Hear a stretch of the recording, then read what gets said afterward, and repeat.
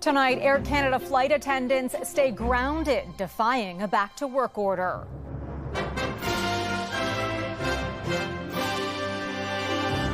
Standing firm on the picket line. The government has no place in collective bargaining in this country. Where does this leave passengers as the airline tries to resume flights? It's super stressful, of course, and very expensive, having to stay 3 extra nights in a hotel. And the stress of a raging wildfire season. A few years before we left BC to here, we lost a house in a house fire. So this is tragic. How people are coping with a growing fire on the East Coast and what's adding to their anxiety. Also, remembering a Hollywood icon. Is there no one on this planet to even challenge me? The impact Terrence Stamp had on the entertainment industry across his storied career.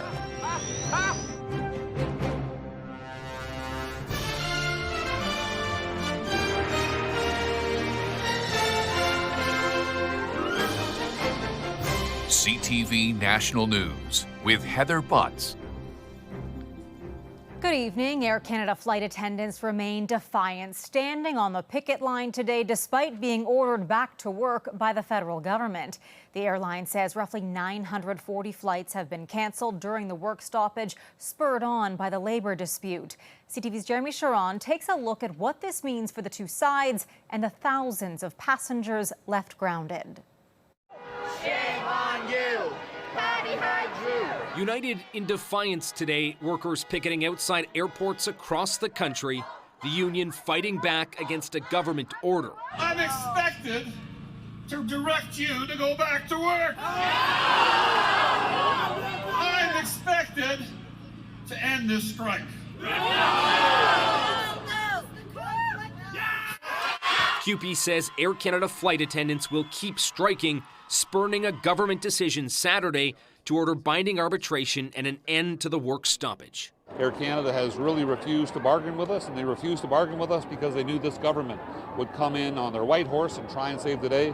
Well, these workers here said, no, that's not on, we're going to stay on strike. In response, Air Canada has suspended plans to restart operations today. My concern, our entire company's concern, is our customers, particularly those that are stranded. We should be back in the air right now, but due to this illegal strike directive from CUPE to our flight attendants, we're still grounded and our customers are still facing disruption and uncertainty. The airline now says it will resume flights tomorrow evening instead, canceling hundreds more flights. I came with my family here for a family vacation, and now we can't get home. Many Canadians abroad stuck or left in limbo too. This is Canada's air carrier, and Canadians want to come home. That's a good news story. So bring us home. Kyla Kumar and her family were supposed to travel home from Portugal midday tomorrow. Their flight was only canceled late today after we spoke. So you're sort of hamstrung from any next step because in order to qualify for a rebooking, your flight needs to be canceled. But it's very clear that your flight is unlikely to be canceled until the 11th hour. The union has pointed to wages and ground pay as key impasses in negotiations. Flight attendants aren't paid while a plane is grounded. Now, public opinion polling shows most Canadians side with flight attendants in this dispute. A survey from Abacus data this week also showed most would have preferred the government not stop workers from striking despite the travel delays. Jeremy Sherrill, CTV News, Ottawa. This is a complex situation with many people and industries awaiting a resolution. To help us understand it a little more, we turn to labor expert Barry Eidlin. I want to begin with just how rare this is, Barry, for a union to defy a back-to-work order, and what are the repercussions? Well, it's not something that we've seen much in recent years, although we did see the defiance in 2022 in Ontario with the teacher support workers against the Ford government. But there is a long history of worker resistance to government intervention in labor disputes. Going back to the 70s, there were postal workers, public sector workers, most notably in Quebec. There was the 1983 Solidarity movement in British Columbia. And so there is a storied history of worker resistance to government repression in Canada. consequences have been varied. We've had union leaders thrown in jail. We've had individual members and unions fined. We've had the Mounties called in to assault workers and break picket lines. So there's a wide array of repressive measures that have been deployed against workers attempting to exercise their rights. And Barry, there's been criticism over the speed in which the federal government stepped in and how often it's been using this measure. What does it say about the government's position on labor relations? Well, what it shows is that the government does not hold these fundamental charter-protected rights of workers in high regard. This has been a pattern repeatedly in the recent years where we've had the labor minister invoke Section 107, refer the matter to the Canada Industrial Relations Board, and essentially order workers back to work by email. If this continues as a pattern, the right to strike does not exist in any meaningful sense in Canada. It's important to remember that in 2015, the Canadian Supreme Court declared that the right to strike is a fundamental charter-protected right of all Canadians. And the problem here, beyond the problem of concern about violating charter-protected rights, is that if governments keep showing such flagrant disregard for workers' charter-protected rights, we shouldn't be surprised if workers start showing more disregard for government back-to-work orders, as we've seen with CUPE this time around. Labor relations expert Barry Eidlin, thank you for your time. Turning to the wildfire burning out of control in Nova Scotia. Still growing, it's now spread to nearly 20 square kilometers in Annapolis County. CTV's Paul Hollingsworth on the stressful situation for the people in this rural community. This empty parking lot at the Red Cross Comfort Center paints a clear picture. Few wildfire evacuees are using this facility. Actually, they didn't have this set up then when we first got evacuated. Donna Ruggles came to grab a hot meal, but has chosen to sleep in her car rather than a bed in this air-conditioned building. This is sort of out of our way. We live in Bridgetown. The county's deputy warden is urging evacuees to take advantage of the shelter and food available free of charge. Yes, it is in the next community over, but this is the area that is the safest. The wildfire burning near West Dalhousie is now more than 1,100 hectares in size, and 107 homes have been evacuated. The entire province remains on alert. We have 15 active wildfires, only one of which is out of control. 57 natural resources firefighters in West Dalhousie are getting lots of help. 5 firefighters from Prince Edward Island. There's 84 volunteer fire department members. And this morning, we received a 20-person crew from Ontario. 20 natural resources firefighters have also returned from a fire in New Brunswick.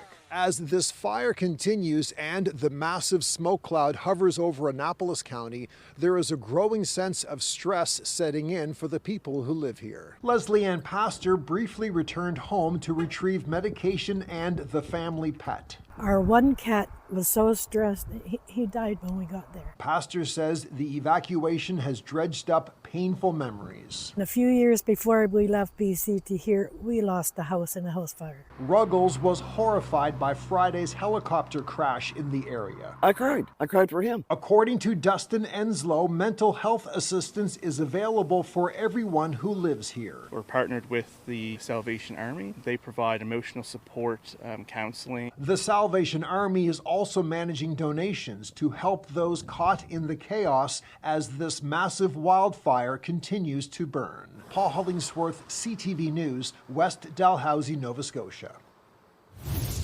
In New Brunswick, the number of active wildfires has increased to 39. 8 of those considered out of control. No structures have been lost, though about 7 firefighters have been treated for heat exhaustion.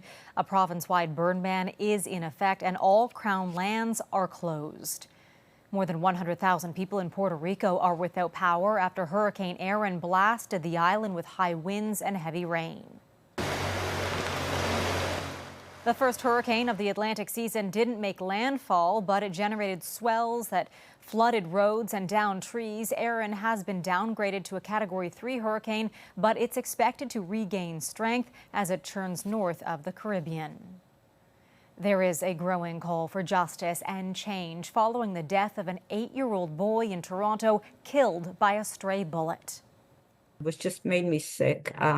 There's too many innocent people being shot, and this has to end. 8-year-old JahVai Roy was in bed with his mother around 12:30 Saturday morning when the shots were fired. Police have made an appeal for witnesses. The family has started a GoFundMe to help cover the cost of his funeral. After nearly 4 months on the political sidelines, Pierre Poilievs is hoping tomorrow's by-election will be his return ticket to the House of Commons. Here's CTV's Colton Prale with what's at stake.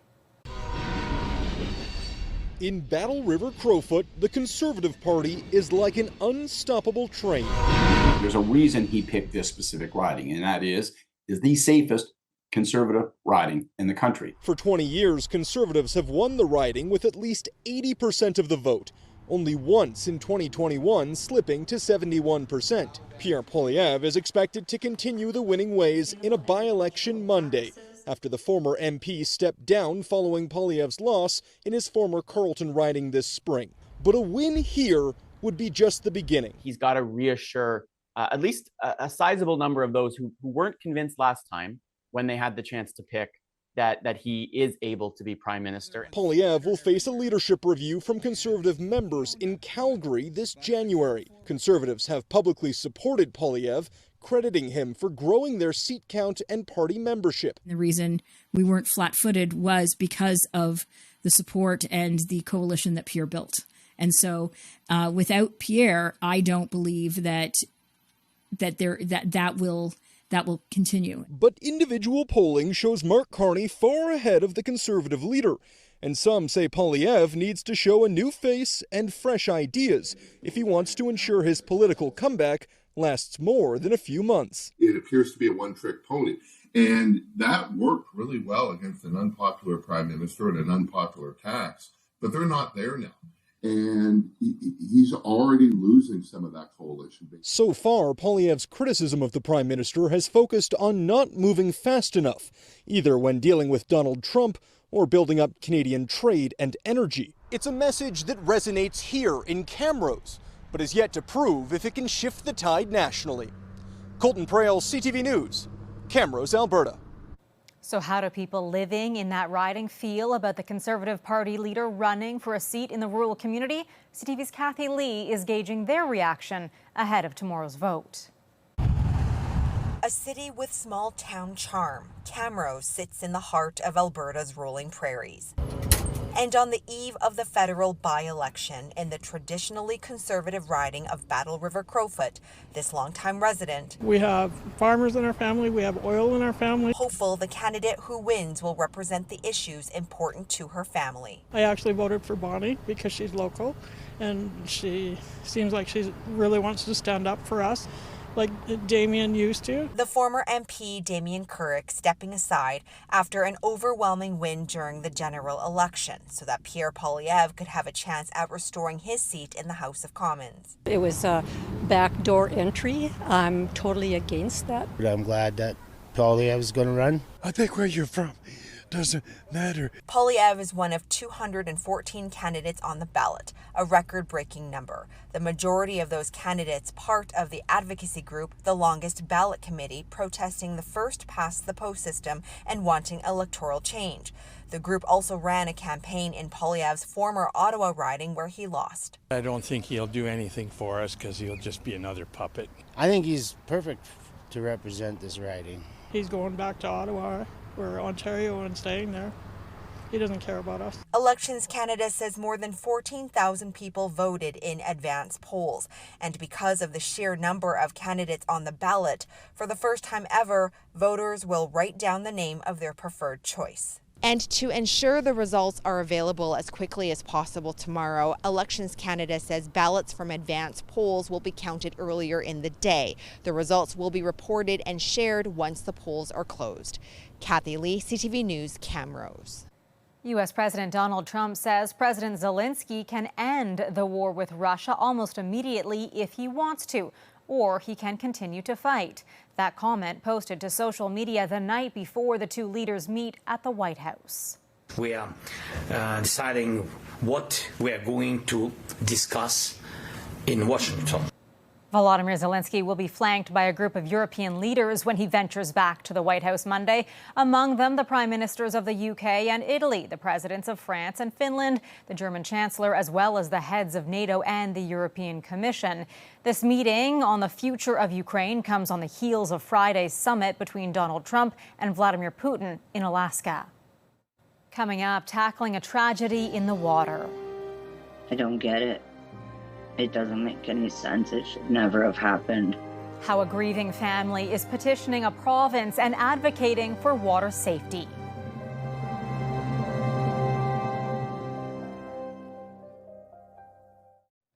Recent drownings across this country are a tragic reminder of the importance of water safety. The family of two siblings who drowned in Dryden, Ontario at the end of July is advocating for more awareness and swimming lessons for young children. CTV's Alex Karpa on their plea. They were really close. He loved his little sister. July 30th, 2025 was a day Stacey Grant will never forget. That phone call, I replay it in my head every day. I don't get it. It doesn't make any sense. It should never have happened. 15-year-old Caden Grant and his 12-year-old sister Jocelyn drowned in the Wabigoon River in Dryden, Ontario. Stepmother Heather Dodd says Jocelyn fell in first. When she submerged, her brother, who also did not have very strong swimming skills, went in after her to try to rescue her. And unfortunately, he succumbed to the water as well. Approximately 460 people fatally drown in Canada each year, this according to the Life Saving Society of Canada, and over 50 of those are children under the age of 14. To combat this, the family is launching a foundation called Water Wings. It's aimed at raising awareness about the importance of water safety for school-aged children. Grandfather Michael Williams is now petitioning Ontario Premier Doug Ford to bring swimming lessons back into the elementary school curriculum. The problem is that it's being offered only as an opt-in basis, whereas I think it should be the other way around. It should be opt-out. So it should be a negative option. So schools have to do it unless they have a valid reason why they can't do it. Heather says she will do anything she can to bring forth awareness. You don't want to be in our position. You don't want to ever feel what we feel. Stacey, Heather, and Michael are hoping their family's story will help prevent future tragedies so others won't have to go through the same grief they are currently experiencing. Alex Karpa, CTV News, Winnipeg.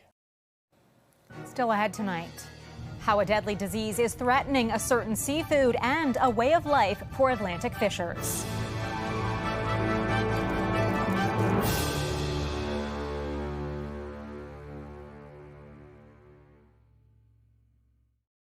A deadly parasite is biting into one of Canada's most prized catches. Now, oyster fishers are left to deal with reduced yields and shrinking profits. CTV's Maria Saru shows us how it's impacting PEI, the latest province to be hit by the disease. It might look like any other workday on the water, but beneath the surface, trouble is spreading. It's going to be a lot of hardship. Dermo, a highly damaging oyster disease, has been detected in several provinces, including PEI. It can't hurt people, but can be a big blow to businesses. The PEI Shellfish Association's president, Bob McLeod, says any suspect cases by the Canadian Food Inspection Agency in a body of water means buyers won't touch the oysters. That could destroy our whole fall. Oyster fishers are already battling another parasite called MSX, which has a mortality rate of up to 95% for the shellfish. These cages you see behind me house baby oysters until they're roughly the size of a loonie, and then they're spread across the ocean floor for commercial fishers to harvest. Because of MSX and now Dermo, McLeod says some spots are off limits. Fishers have to find new areas, paying higher travel costs. Plus, some rivers are being overfished, meaning fewer catches and possibly fewer oysters on the market. That can really impact everybody. He says it would help if the CFIA was faster at determining if suspected cases are in fact confirmed. With these parasites creeping through oyster beds, fishers say the next weeks could make or break the fall harvest starting in September. Maria Saru, CTV News, Ellerslie, Prince Edward Island. The entertainment industry is mourning the loss tonight of Oscar-nominated actor and Hollywood legend Terrence Stamp. Come to me, son of Jor-El! Kneel before Zod! The British actor was best known for bringing the role of supervillain General Zod to life in the 1981 hit Superman 2. His portrayal so iconic that it would inspire how the character was portrayed in the comic books for the next 4 decades. Stamp received a supporting actor Oscar nomination for his big screen debut in 1963's Billy Budd. Stamp passed away Sunday at the age of 87. Still ahead, the province and the pop song. Why this American hit has prompted thousands of Canadian online searches.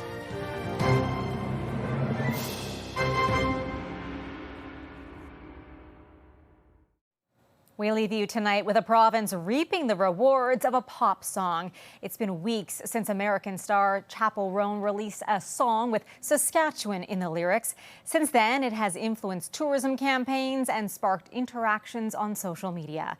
Alison Bamford has more on the international attention. I'm moving to Saskatchewan. These 4 words in a breakup ballad put Saskatchewan on the map. This is the kind of thing that you'd have to spend millions of dollars to be able to create this kind of awareness.